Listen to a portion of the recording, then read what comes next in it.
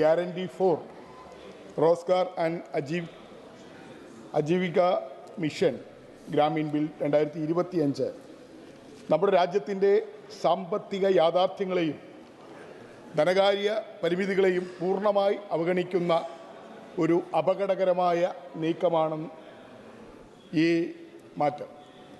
അതുകൊണ്ട് തന്നെ ഞാൻ വളരെ ശക്തമായി ഈ മാറ്റത്തെ എതിർക്കുകയാണ് സർ. ഈ സഭ ഓർക്കേണ്ടത് മൻരേഗയുടെ ചരിത്രമാണ്. കോൺഗ്രസ് നേതൃത്വത്തിലുള്ള ഐക്യ പുരോഗമന സഖ്യം സർക്കാരിൻ്റെ ഏറ്റവും വലിയ ജനകീയ നേട്ടങ്ങളൊന്നാണ് മൻരേഗ. UPA അധ്യക്ഷ ശ്രീമതി സോണിയാഗാന്ധിയുടെ ദീർഘവീക്ഷണത്തിൽ നിന്ന് ഉണ്ടായ ഒരു പദ്ധതിയാണ് Mahatma Gandhi national rural employment act. മുൻ പ്രധാനമന്ത്രിയായിരുന്ന ഡോക്ടർ മൻമോഹൻ സിംഗിൻ്റെ നേതൃത്വത്തിലുള്ള ഒന്നാം UPA സർക്കാർ രാജ്യത്ത് ആദ്യമായി തൊഴിൽ ഒരു അവകാശമാണ് എന്ന ആശയത്തിൽ നിയമരൂപം നൽകിയത്. ചെയർമാൻ സർ, മൻരേഗ മാത്രമല്ല, ഒന്നാം UPAയും രണ്ടാം UPAയുടെ കാലത്ത് നമ്മുടെ രാജ്യത്തുണ്ടായ വിപ്ലവകരമായ നിയമങ്ങൾ അത് അനുസ്മരിക്കാതെ പോകുന്നത് ഒട്ടും ശരിയാവില്ല. മൻരേഗ, RTA ആക്ട്, വനാവകാശ നിയമം, ദേശീയ ഗ്രാമീണ ആരോഗ്യ ദൗത്യം, Sarva Shiksha Abhiyan, mid day meal വിപുലീകരണം, വിദ്യാഭ്യാസ അവകാശ നിയമം, ഭക്ഷ്യസുരക്ഷാ നിയമം, വിവരാവകാശം, ഇതെല്ലാം UPA 1-ൻ്റെയും UPA 2-ൻ്റെയും കാലത്ത് വന്ന ജനകീയ നിയമങ്ങളാണ്. മനുഷ്യകേന്ദ്രീകൃതമായ വികസന മാതൃകയുടെ അടയാളങ്ങളാണ് ഈ നിയമങ്ങളെല്ലാം തന്നെ. ദാരിദ്ര്യം കുറയ്ക്കുകയും അസമത്വം നേരിടുന്ന പൗരൻ്റെ അവകാശങ്ങളെ കേന്ദ്രമാക്കുകയും ചെയ്ത ഒരു ഭരണ സമീപനത്തിൻ്റെ പ്രതീകമായിരുന്നു മൻരേഗ.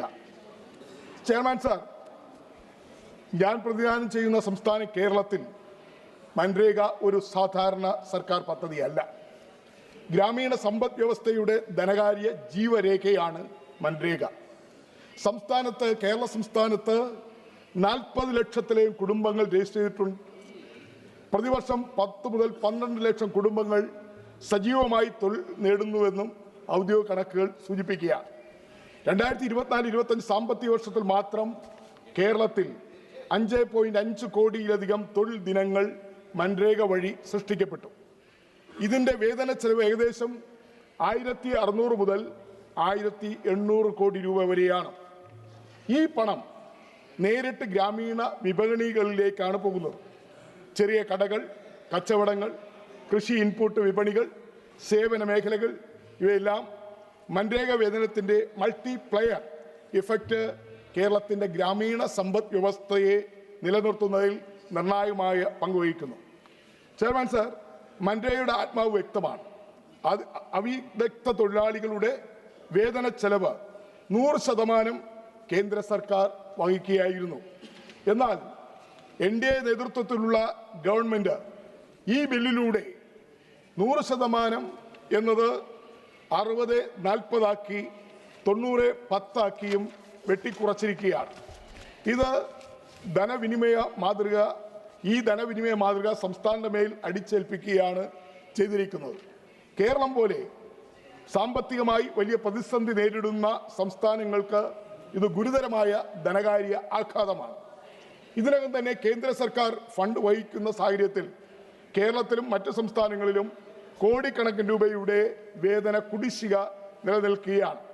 പുതിയ സംവിധാനത്തിൽ വാർഷികമായി 600-700 കോടി വരെ അധികഭാരം കേരളത്തിന് മാത്രം ഏറ്റെടുക്കേണ്ടി വരുന്ന ഒരു സാഹചര്യം ഇതിലൂടെ ഉണ്ടാകുകയാണ്. ഇതിൻ്റെ ഫലം എന്താണ്? ജോലി ദിവസങ്ങൾ കുറയും, വേതനം വൈകും, പാവപ്പെട്ട തൊഴിലാളികൾക്ക് തൊഴിൽ നിഷേധിക്കപ്പെടും. ഇതാണ് ഈ നിയമം മൂലം ഉണ്ടാകുന്ന പ്രത്യാഘാതം. സാർ, 125 ദിവസം തൊഴിൽ ഉറപ്പാക്കുമെന്ന അവകാശവാദം ധനകാര്യമായി അസാധ്യമായ ഒരു പേപ്പർ വാഗ്ദാനം മാത്രമാണ്.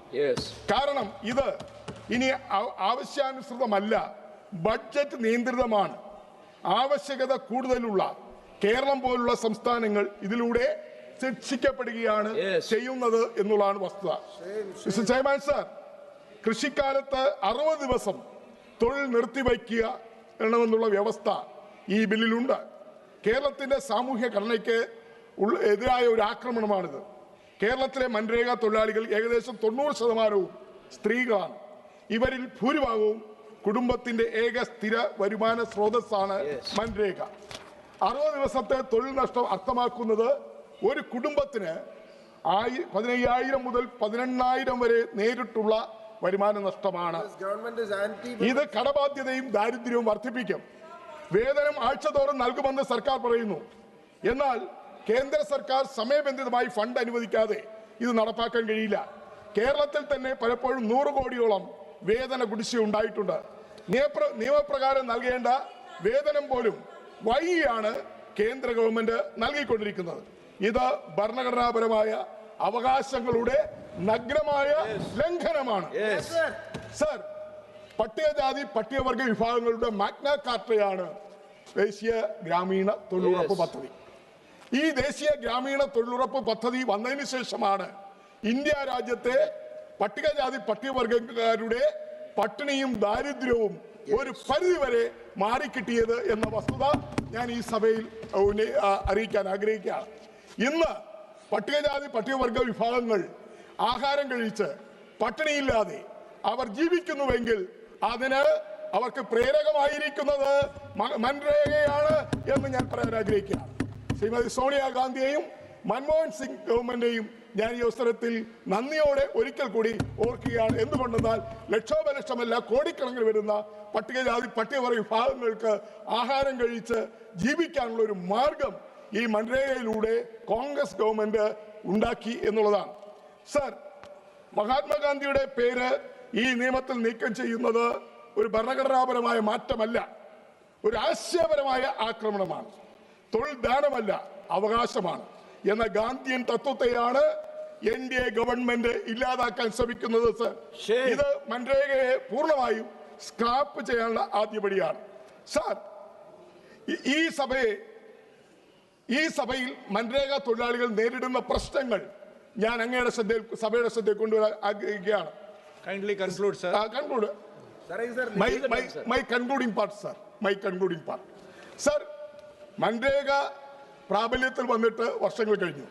പക്ഷേ ഗവൺമെന്റ് ഇതുവരെയും മൻരേഗ തൊഴിലാളികളെ സംരക്ഷിക്കുന്നതിന് വേണ്ടിയുള്ള ഒരു നടപടികൾ സ്വീകരിച്ചിട്ടില്ല.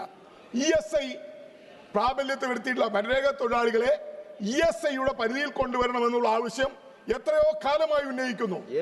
അവർക്ക് ചികിത്സ ലഭിക്കണമെങ്കിൽ എംപ്ലോയീസ് ഇൻഷുറൻസ് കോർപ്പറേഷന് കീഴിൽ കൊണ്ടുവരണം എന്നുള്ള ആവശ്യം ന്യായമായി ഉന്നയിക്കുന്നതാണ്. സർ, കേന്ദ്ര സർക്കാർ ഇതുവരെയും പരിഗണിച്ചിട്ടില്ല. അതോടൊപ്പം തന്നെ പ്രോവിഡന്റ് പെൻഷൻ പദ്ധതിയിൽ മൻരേഗ തൊഴിലാളികളെ കൊണ്ടുവരണമെന്ന ആവശ്യം ഇതുവരെയും കേന്ദ്ര ഗവൺമെന്റ് അംഗീകരിച്ചിട്ടില്ല. അതോടൊപ്പം തന്നെ വർഷങ്ങളോളം അവർ ജോലി ചെയ്തിട്ടും അവർക്കൊരു പെൻഷൻ കൊടുക്കുന്ന സമ്പ്രദായം, ഈ തൊഴിലാളികൾക്ക് കൊടുക്കുന്ന സമ്പ്രദായം കേന്ദ്ര ഗവൺമെന്റ് കൊണ്ടുവന്നിട്ടില്ല. യൂണിഫോം ഇല്ല, അടിസ്ഥാന സുരക്ഷാ ഉപകരണങ്ങളില്ല. ഇവർ ഈ മൻരേഗ തൊഴിലാളികൾ അപകടങ്ങളിൽപ്പെട്ടാൽ പരിക്കേൽക്കുകയോ ചെയ്താൽ ഈ തൊഴിലാളികൾക്ക് ഒരു കോമ്പൻസേഷനും ഒരു നഷ്ടപരിഹാരവും ലഭിക്കുന്നില്ല എന്നുള്ളതാണ്. വേതനം പലപ്പോഴും നിയമപരമായ മിനിമം വേതനത്തിൽ താഴെയാണ്. അതുകൊണ്ട് ജോലി സമയം ഇപ്പോൾ 10 മണി മുതൽ 5 മണി വരെയാണ്. എന്നാൽ തൊഴിലാളികൾ ആവശ്യപ്പെടുന്നത് 9 മണി മുതൽ 4 മണി വരെയാക്കി സമയം പുനഃക്രമീകരിക്കണമെന്നാണ് ഈ തൊഴിലുറപ്പ് തൊഴിലാളികൾ ആവശ്യപ്പെട്ടുകൊണ്ടിരിക്കുന്നത്. അത് ഇതുവരെയും കേന്ദ്രം അംഗീകരിച്ചിട്ടില്ല. അതുകൊണ്ട് ചെയർമാൻ സാർ, അവസാനം